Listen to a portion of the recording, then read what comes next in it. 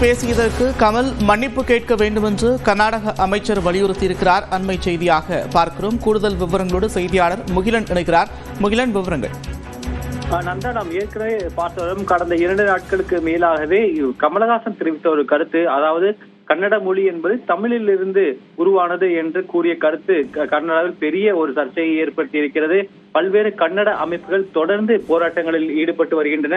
இன்று கூட கர்நாடக முதல்வர் சித்தராமையா ஒரு கருத்தை தெரிவித்திருந்தால், அதாவது கன்னடத்துக்கு என்று ஒரு நீண்ட வரலாறு இருக்கிறது, அதை பற்றி கொஞ்சம் கூட தெரியாமல் அறியாமையில் கமலஹாசன் ஒரு கருத்தை தெரிவித்திருக்கிறார் என்ற ஒரு கருத்தை தெரிவித்திருந்தால், தற்போது கன்னட அமைச்சர் சிவராஜ் தற்போது கமல்ஹாசன் மன்னிப்பு கோர வேண்டும், அவர் மன்னிப்பு கோராவிட்டால் அவர் படம் கர்நாடகாவில் திரையிடுவதற்கு அனுமதிக்க முடியாது என்ற ஒரு தகவலை தற்போது அவர் தெரிவித்திருக்கிறார். அதே போல அதாவது அவர் மன்னிப்பு கேட்டால் மட்டுமே கர்நாடகாவில் இந்த படம் ஓடும் என்றும் தெரிவித்திருக்கிறார். அதே போல கமலஹாசன் அநாகரிகமான ஒரு கருத்தை தெரிவித்திருக்கிறார் என்ற ஒரு கண்டனத்தையும் அவர் தற்போது பதிவு செய்திருக்கிறார்.